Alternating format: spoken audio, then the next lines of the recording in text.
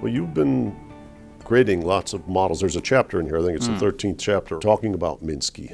And how did you see it coming? I was originally a very strict believer in neoclassical economics as a first-year student, and then I had a transforming experience in my first year, and I thought, this is nonsense. The theory doesn't hold together.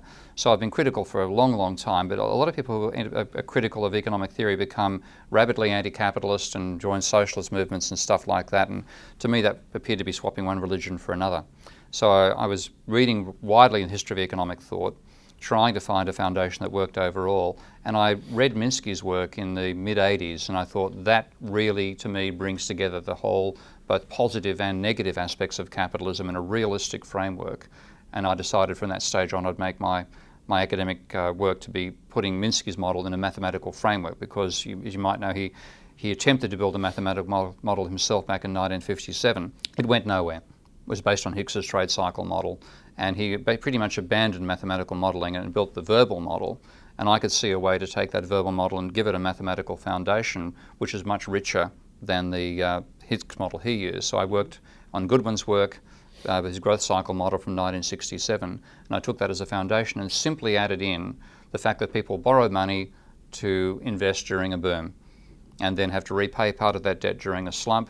And what I got out of the dynamics of that was a possibility to converge to an equilibrium, but equally to diverge into a breakdown where you have a series of cycles where debt ratchets up over time, and then finally you take on so much debt that the economy can't recover and you have a breakdown.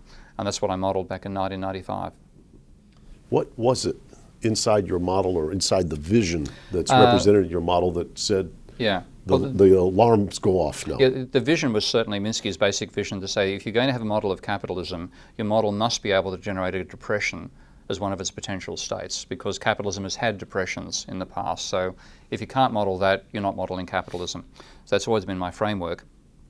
And the essential part of Minsky's vision was the role that private debt plays in this financial cycle, largely inspired more by Fisher than by Keynes. So that foundation argued for the importance of the level of private debt to income, and seeing how during a boom you take on debt grows faster than income, during a slump more slowly. Is there a tendency for that to cycle up over time? So in 2005, I got asked to do an expert witness case for a predatory lending case.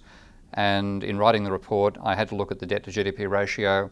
So I hadn't looked at the data for at least 5 or 6 years.